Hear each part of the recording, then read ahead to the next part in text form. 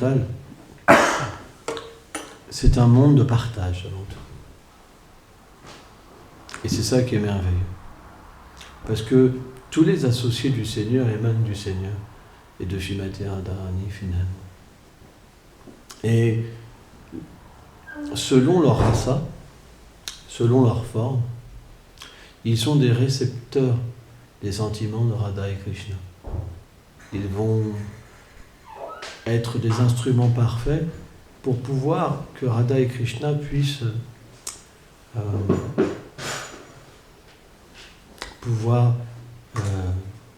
quelque part expérimenter l'union et la séparation. Tout repose sur cette réalité à Vrindavan. C'est pourquoi, naturellement, au fur et à mesure qu'on va s'éveiller spirituellement, on aura besoin de parler cette vérité. Et on sera réceptif. Par exemple, quelqu'un qui n'a pas éveillé un tout petit peu cette réalité, s'il vient, on voit par exemple, des fois il y a des gens qui viennent, dès qu'on parle un petit peu de rasa, vraiment tu sens le visage, ils ont envie de dormir tout de suite. Le sentiment de dormir vient tout de suite. C'est comme si que Radha et Krishna ne voulaient pas qu'ils entendent. C'est très intéressant, parce que c'est quelque chose d'intime. Donc dès qu'on n'est pas concerné, hein, il y avait une chanson comme ça, je ne suis pas concerné, bref, je ne sais pas quoi. Dès qu'on n'est pas concerné ou dès qu'on ne peut pas en fait être introduit dans cette réalité, il y a quelque chose de mystique qui vient, c'est que les paupières deviennent lourdes et le mental devient lourd. Ça fait comme ça fait...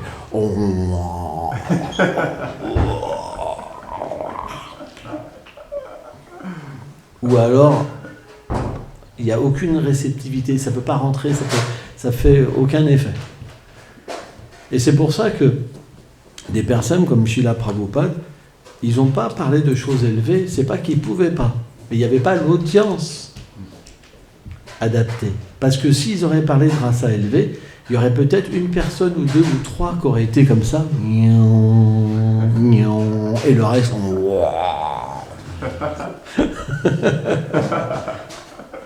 La preuve, c'est quand même Srila Prabhupada, et c'est ça la beauté de Srila Prabhupada. Parce que Srila Prabhupada, comme c'est un Vrajbasi, il y a une beauté particulière, il y a un amour particulier, il y a une douceur particulière qui émane de lui, du rasa qui émane de lui. Ça veut dire que même s'il parlait de choses qui étaient basiques, dans cette base, Vrindavan était compris dedans. Donc les dévots étaient nourris quelque part.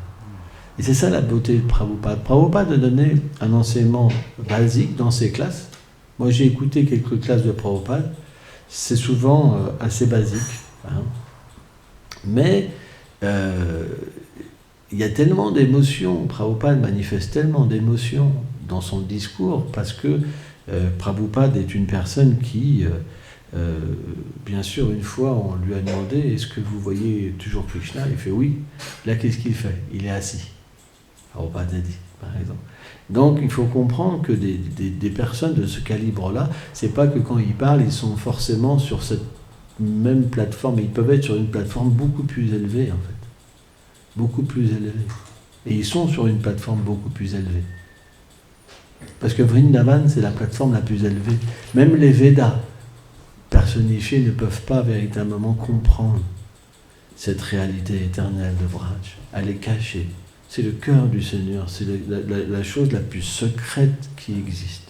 C'est pour ça que les Védas personnifiés, ils font des austérités pour obtenir l'entrée à Vrindavan. Et en même temps, les Goswamis de Vrindavan, quand ils ont prêché dans ce monde, ils ont pris les Védas pour prendre la preuve, pour faire la preuve. Mais c'est pas si simple que ça. C'est pas si simple que ça. Il n'y a que les Goswamis qui peuvent faire ça. C'est pas si simple que ça. Parce que Vraj est encore bien au-delà, quoi. Et c'est normal, parce que les Védas, finalement, c'est des sacrifices qui sont donnés, en fait, par le Seigneur pour que les êtres vivants puissent se qualifier et le comprendre. Hein. Donc, souvent, c'est situé quand même dans la Védie. Ou même, ça peut être l'action intéressée. ou l'aspect impersonnel du Seigneur suprême. Mais, voilà, en ce qui nous concerne, pourquoi on aime parler de Krishna? Pourquoi on aime parler de Srimati Radharani? Parce que ça nous fait du bien. Parce que ce monde est difficile.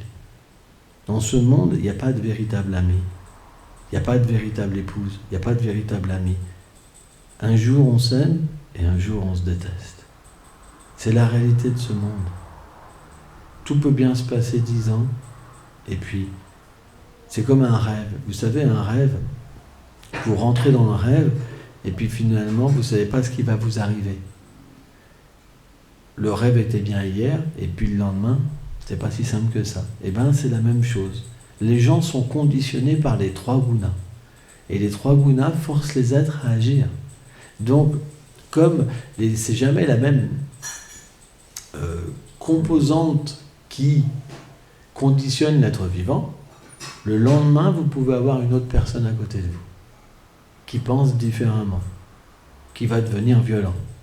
Par exemple, on peut imaginer Gauranga qui paraît très gentil et qui va se mettre à mettre un coup de poing sur la table, par exemple. Chose qui s'est passée. Eh bien, ça peut surprendre. Parce qu'on peut se dire, Gauranga, quand même, c'est quelqu'un de tellement gentil. Et pourtant, il va commencer à se mettre en colère. C'est normal. Parce que c'est la nature de ce monde. À moins qu'on écoute sur Radha et Krishna, à moins qu'on médite sur Vrindavan, il y aura une frustration. Parce que nous sommes faits pour le prince charmant, Krishna. Vous comprenez? Et nous sommes faits pour la déesse parfaite de l'amour, Radha. Sans eux, il y a une frustration. C'est pourquoi on doit entendre, c'est pourquoi on doit lire. Et à partir de là, on va se sentir apaisé. C'est comme la maladie matérielle, elle est la frustration. Si elle est comme un feu, si vous mettez la substance, le nectar des gloires du Seigneur suprême, ça va graduellement éteindre le feu. Donc il faut avoir un moyen d'entrer en contact avec Vrindavan. C'est très important. Alors bien sûr, on ne peut pas comprendre des choses élevées à Vrindavan, mais on peut comprendre la base. Et la base, ce qui va nous permettre d'entrer à Vrindavan, c'est le Srimad Bhagavatam. Le Srimad Bhagavatam est une véritable, science dans le fait qu'il va sculpter dans notre cœur une forme transcendantale. Il va éveiller la forme transcendantale. Il va nous permettre de déconnecter avec ce monde matériel et toutes ses illusions, engager, bien sûr, le monde matériel et toutes ses relations, mais dans une dévotion liée à Radha et Krishna. Et c'est pour ça qu'on doit étudier le Bhagavatam. C'est très important. Vous savez, parfois les dévots, j'ai rencontré des dévots qui méditaient sur des choses très élevées, mais finalement qui n'arrivaient jamais à éveiller leur nature éternelle. Et par contre, j'ai vu des dévots qui lisaient des choses basiques, mais qui y arrivaient. Tout ça, c'est Krishna, qui est finalement celui qui révèle les réalités. On ne peut pas par nous-mêmes atteindre Vrindavan. Le verset de Bhagavatam explique que quand le Seigneur est satisfait, il se révèle. Et naturellement, quand Krishna se révèle, notre nature se révèle. C'est pourquoi on doit comprendre que le service au Vaishnava, le service au Gourou, à l'Acharya, Srila Prabhupada, est le véritable moyen d'entrer à Vrindavan. Parce que Bhaktivinoda Thakur explique que personne ne peut obtenir cette qualification, c'est trop élevé. Vous vous rendez compte, quand Krishna dit Bhunam Jamante, Ganam Papadante, Vasudevam Savaiti, Samahatma Sudulava, quand Krishna a dit après des millions d'existences en tant que Gyani, c'est pas Gyani, c'est le cœur pur, théoriquement. Il peut comprendre ma nature. Il peut comprendre que je suis la personne originelle. C'est rare. Rare une telle grande âme. C'est pas simple de comprendre Krishna. Mais on voit, par la grâce de Srila Prabhupada, on peut le comprendre au moins intellectuellement. C'est ça la puissance d'un bhakta. Comment on a pu accepter que Krishna était Dieu? L'avons-nous oublié? Qui a fait tous ces arrangements pour qu'on puisse comprendre que Krishna était Dieu? Qui a fait ça? Ceux qui prêchent en ce moment, qui font le tour du monde? Non, Prabhupada a fait ça. Prabhupada a mis cette base. Prabhupada a révolutionné la planète. Prabhupada a été envoyé, mais a été mis en pouvoir pour que des êtres vraiment inqualifiés, qui ont même envie de dormir quand ils entendent parler de Krishna, puissent accepter que Krishna est Dieu. Avoir foi dans sa forme, avoir foi dans ses attributs, avoir foi dans ses divertissements. Et qu'est-ce que dit Krishna dans la Bhagavad Gita? Janma Kama Sheme Divyam. Il dit que celui qui comprend la nature de mes divertissements et de ma naissance, en fait, il n'aura plus jamais revenir dans ce monde. Baba. C'est un sacré travail que Prabhupada a fait. On ne s'en rend même pas compte. Vous pensez que quand le Seigneur dit quelque chose, il ne le fait pas? Qui n'a pas accepté que Krishna était Dieu? Qui n'a pas compris comment le Seigneur apparaissait, comment il se divertissait? C'est ça la miséricorde des Acharyas. C'est que tout leur travail d'écriture est basé sur le fait de délivrer les gens et leur donner la possibilité de comprendre la naissance du Seigneur et ses activités. Moi, je me rappelle une fois, j'étais dans le métro et j'avais une brochure où on voyait la tête de Balaram, comme ça, avec marqué un titre. Et je regardais comme ça, j'étais fasciné par la beauté de Balaram. J'étais dans le métro parisien. Et là, il y a un gars à côté de moi qui était d'une autre religion. Et il me dit, c'est Satan.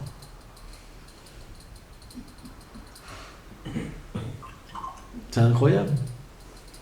Moi, j'étais fasciné, et pour lui, c'était le diable. C'est incroyable, quand même. On a des yeux, on a une conscience, mais selon la connaissance qu'on a reçue, on voit les choses vraiment différemment. Quel est le but d'une religion? C'est de développer l'amour de Dieu. Mais l'amour de Dieu, comment il apparaît? En comprenant son nom, sa forme, ses attributs, ses divertissements. Si on voit sa forme et qu'on dit que c'est le démon, ça veut dire qu'on n'a pas pris, à mon avis, le bon ticket. Et pourtant, ces gens vont vous dire qu'ils sont les seuls à avoir la vérité. Et pourtant, nous, on accepte leur voix. Vous comprenez? C'est pas évident. Donc, c'est ça, la beauté de Srila Prabhupada. C'est que Srila Prabhupada, comme il nous a permis de comprendre ce qui est le plus élevé, le nom du Seigneur, sa forme, ses attributs, ses divertissements, il nous permet d'harmoniser toutes choses et d'accepter toutes choses et de comprendre toutes choses dans sa juste valeur. Et c'est ça qui est beau. Mais qui a fait ça? Qui a fait ce travail? Qui a donné cette base? Vous comprenez? Alors bien sûr, d'autres participants sont à noter, comme Srila Bhaktisiddhanta Saraswati Prabhupada, Bhaktivinoda Thakur par exemple, Vishwanath Chakravarti Thakur, Srila Rupa Goswami, plein sont à citer, bien sûr. Mais par qui on a pu rentrer en contact avec tous ces gens? Par la miséricorde de Srila Prabhupada. Et quelqu'un pourrait dire, mais moi jamais j'ai lu un livre de Prabhupada, etc. Mais en fin de compte, s'il n'était pas venu, les autres ne seraient pas venus. Donc même s'ils entendent, ils reçoivent le message différemment, Srila Prabhupada est toujours présent dans sa miséricorde. Vrai ou pas? C'est pourquoi indirectement ou directement, nous avons tous une dette envers lui. C'est pas difficile à comprendre. Donc si on le met de côté, automatiquement le Seigneur n'est pas satisfait. Parce que pourquoi le Seigneur envoie son dévot? Il pourrait venir lui-même à chaque fois, hein, s'il veut, tous les 2 secondes, il vient. Il peut faire ce qu'il veut. Hein. Parce qu'il est dans le cœur de chaque être, il peut apparaître d'une narine, il peut faire ce qu'il veut. Quand il est apparu devant Aradev, il est apparu d'une narine, quand même. Un Brahma, d'un seul coup, il a vu quelque chose apparaître de son nez, qui a grandi, c'était un grand sanglier.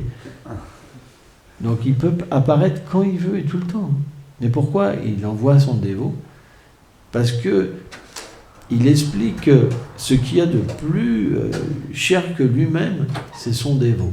C'est-à-dire, tout ce qui est relié au Seigneur suprême est plus cher au Seigneur que lui-même.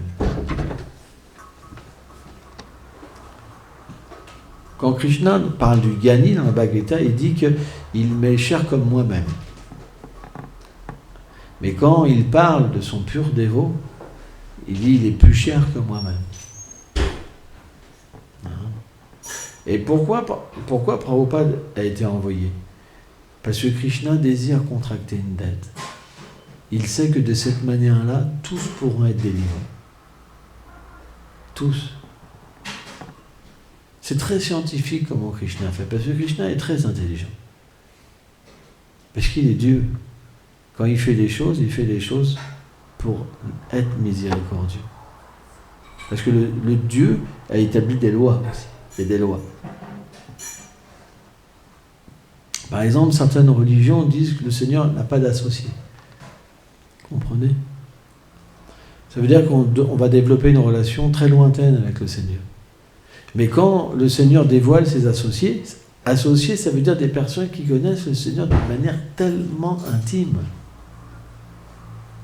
Tellement intime. Qu'ils vont même jusqu'à mettre les mains, en fait, leurs mains sur les yeux de Krishna, comme ça.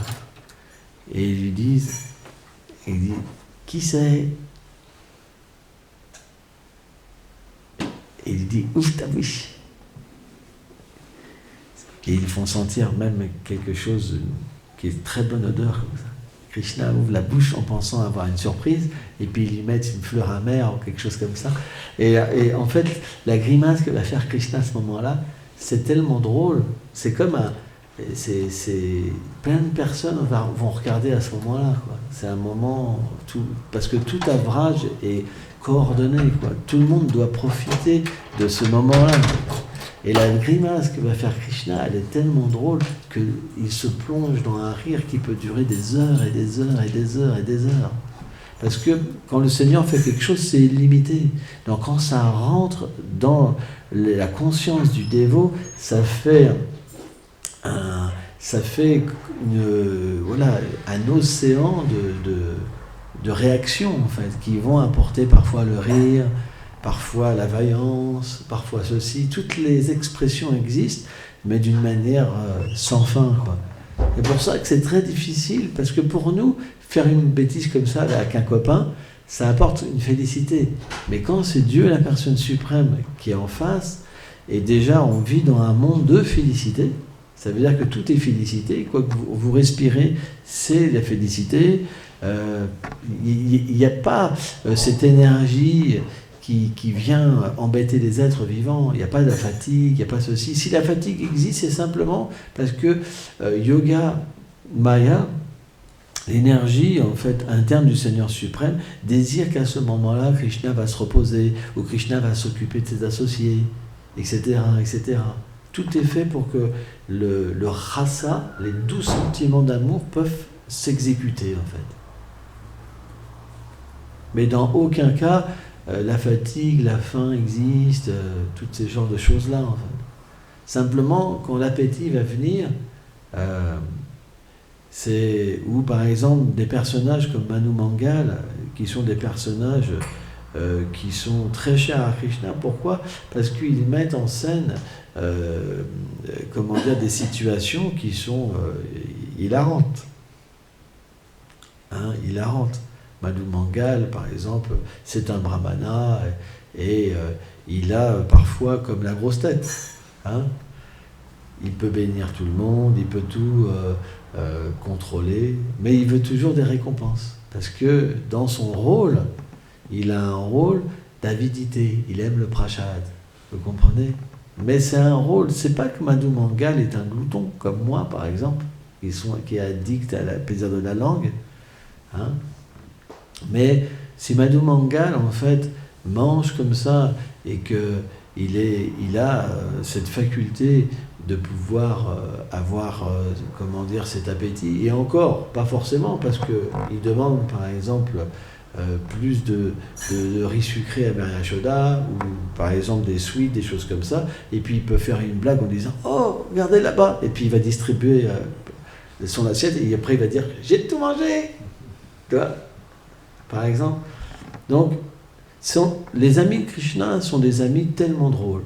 Ils ont des facultés de pouvoir jouer, de pouvoir se battre, de pouvoir garder les vaches, de pouvoir faire de la musique, de pouvoir faire du théâtre, toutes sortes de choses. C'est des danseurs experts, en fait. Par exemple, on aime voir des scènes. Par exemple, on aime aller à un spectacle. Qui n'aime pas aller à un spectacle? Bon. À part un vieux renonçant comme Yashua Doulal, par exemple. Yashua Doulal, un spectacle, lui. Mais, à Vrindavan, en fin de compte, c'est des spectacles tout le temps. C'est des spectacles tout le temps. Les pâtres. Un jour, une personne a dit que les pâtres ne savaient pas danser, mais ils sont experts en danse, les pâtres. Sridham, ils sont experts en danse. Hein? Krishna lui-même, hein, il y a comme des concours de danse, des choses comme ça, des concours de chant, tout existe. Tout est fait pour s'amuser, quoi. Tout est merveilleux. Parce que on peut imaginer, par exemple, quand quelqu'un progresse dans le chant des saints noms, quand il chante devant les déités, il va sentir il se sent emporté par la danse. Il se sent obligé de sauter, de danser, parce que c'est l'amour. Dans ce monde, c'est possible d'expérimenter ça. Qu'est-ce qu'on peut imaginer dans un monde où l'amour est sans limite? Mais tout est une danse, tout est une poésie. C'est l'eau et du nectar. Et le compagnon de l'être vivant, c'est la flûte de Krishna. Hein? Ou les sons des tintements des clochettes de ses chevilles, par exemple. Hein? Donc, on a besoin d'entendre. Parce que si on n'entend pas, on ne va pas se souvenir nous-mêmes. Et on ne va pas désirer rencontrer ce monde. Pareil, on ne va pas comprendre les échanges qu'on peut avoir avec les autres. Par exemple, les pâtres, hein, certains ont des vaches, les pâtres principaux ont des grands troupeaux de vaches, hein, tous. Et ils ont de nombreux serviteurs qui les aident à amener les vaches. On sait qu'à un moment, à Nandagram, tous les pâtres de Varshan partout viennent aux portes de Nandagram. Il y a des millions, des milliards de vaches. C'est sans limite, en fait. C'est comme des océans. Hein. Et en fait, ces serviteurs-là, ils ont aussi des affections particulières pour telle vache. Il y a beaucoup de relations, en fait, même avec les animaux. Hein. Même avec toutes sortes, voilà, d'animaux. Hein. Et les relations, c'est que des relations d'amour, en fait. C'est que des relations d'amour. Et c'est pourquoi on doit aspirer à éveiller notre connaissance. Sambandhagan. En fait, le Sambandhagan, c'est quoi? C'est quand on chante, le chant va nous révéler telle chose sur notre situation éternelle. Donc parfois, par exemple, si quelqu'un est une manjari, il peut se retrouver, par exemple, le soir où Radha et Krishna se rencontrent et ressentir, comment le couple divin, par exemple, se divertit. Il peut directement, en fait, à travers le chant, expérimenter, en fait, cette condition. Vraiment, vraiment, c'est particulier. Il peut voir le Radha Kund, par exemple. il peut voir la véritable eau du Radhakund, qu'est-ce qu'elle représente. Hein? Voilà, tout peut être révélé. Parce que ce que l'on pratique n'est pas une théorie, c'est une réalité éternelle. Ça veut dire que si notre pratique est faite avec conscience et avec le désir d'atteindre Vrindavan, on l'atteint. Alors bien sûr, c'est élevé. Et bien sûr, Chaitanya Mahaprabhu nous a dit que c'était relié à une attitude spirituelle quand même. Mais si on entend parler, on va désirer. Et à partir de là, on va se renseigner pourquoi j'y arrive pas. Et on va faire des efforts. Le désir va faire qu'on va réfléchir. Et on va faire des efforts. Et un jour, on va chanter et il y aura une réalisation. Et qu'est-ce qui va se passer? Quand la réalisation va venir, on va se dire, on va tout de suite comprendre que c'est grâce à mon service et à mon attitude. On va réaliser que notre service nous a permis d'avoir une récompense. N'oublions jamais que le Seigneur nous observe. Et que vous serez toujours récompensés. Parce que c'est la nature du Seigneur de donner. De la même manière, quand un père a des enfants, c'est sa nature de donner aux enfants. Et bien de la même manière, le Père suprême, c'est sa nature de donner à ses enfants. Donc quand vous acceptez en fait le Seigneur dans votre vie, la récompense viendra. Alors en premier, ça peut paraître difficile parce que le Seigneur va commencer à couper les désirs matériels, tout ce qui entrave son dévot. Pas évident. On va se retrouver dans une situation qui va nous paraître infernale, mais finalement, on sera gagnant, complètement gagnant et victorieux. Tout paraît difficile. Parce que quand on a un objectif matériel et qu'on ne l'atteint pas, on va penser que « c'est pas la miséricorde. Quel est ce Dieu? Je lui ai tout donné et il m'a enlevé mon illusion. » Vous comprenez? Mais finalement, si on continue, à un moment on va comprendre qu'on a besoin de ça. Les événements qui nous arrivent dans notre vie, ils ne sont pas pour rien. Ils viennent comme un moyen de progresser.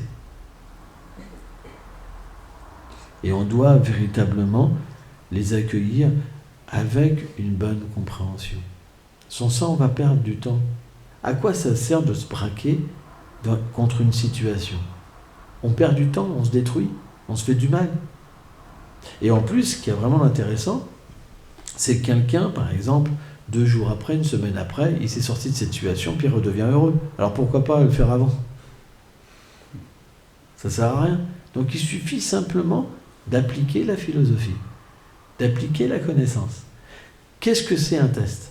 C'est quand on commence à interagir avec une situation, avec notre conditionnement matériel. C'est parti, bam! Moi je ne supporte plus rien. Mais l'âme, c'est pas l'âme qui parle, c'est pas l'âme qui s'exprime, c'est simplement les 3 gunas. Quand on agit avec la connaissance, on devient libéré de cette situation. Parce que la connaissance pure est nirguna. Elle est libre des 3 influences de l'énergie matérielle. Donc elle nous ouvre au moins dans la vertu et elle nous permet de tirer profit de la même situation qui pourrait prendre 1 mois, 2 ans, 10 ans, 10 vies. Des fois, quelqu'un peut avoir un blocage pendant plusieurs vies même. C'est pas... Pourquoi le blocage, pourquoi il est là et pourquoi on ne passe pas? C'est simplement parce qu'on analyse la situation avec notre conditionnement. On est un sentimentaliste. C'est pourquoi le sentiment matériel est un obstacle énorme dans la dévotion. Si vous analysez par rapport à votre sentiment matériel, vous ne ferez pas d'avancement spirituel, très peu dans cette vie. Parce que la logique matérielle ne permet pas de comprendre la réalité transcendantale. Parce que la réalité transcendantale, elle est vraiment différente.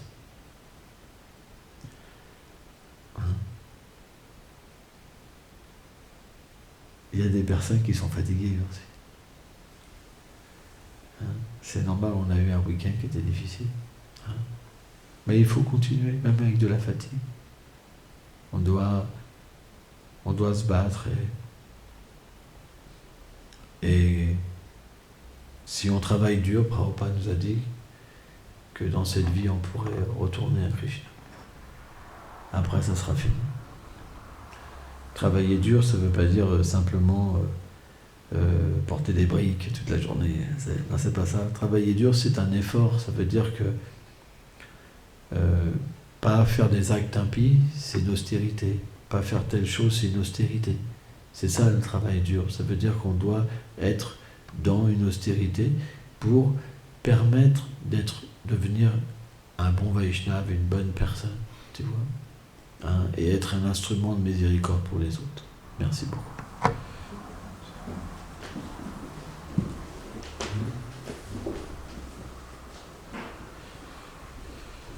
On va lire quand même un verset du Bhagavatam parce que j'avais oublié. C'est pas différent, ça paraît du Bhagavatam. Oui, je sais. Mais je suis sûr que ça colle pile poil, sauf que. Alors, Om Namo Bhagavate Vasudevaya. Om Namo Bhagavate Vasudevaya. Om Namo Bhagavate Vasudevaya. Om Namo Bhagavate Vasudevaya. Om Namo Bhagavate Vasudevaya. Om Namo Bhagavate Vasudevaya. Chapitre 2, verset 19. Tadalachastamo bhavam kamam dubadayat chayim shitam detim anavidam stitam sadve pashidati. Traduction. Dès que dans le cœur le service de dévotion s'établit, la concupiscence, l'envie, la colère, la haine et l'illusion qui surviennent des influences de la passion et de l'ignorance n'affectent plus le mental, le dévot est alors fixé sur la forme du Seigneur. Il développe l'attachement pour lui et il devient parfaitement satisfait. Waouh! Vous vous rendez compte? En un verset. Tenez à porter. Srila Vishvanath Thakur explique que l'apparition du goût pour le chant et l'écoute et pour d'autres procédés dévotionnels marque l'étape de Ruchi, qui implique la diminution du goût pour le plaisir lié aux objets des sens. Le mental n'est plus alors transformé par l'agitation de la concupiscence, de l'envie et d'autres qualités telles que la colère, l'illusion et la haine, qui proviennent de l'influence des modes de la passion et de l'ignorance. Ruchi produit rapidement un profond attachement pour les activités dévotionnelles.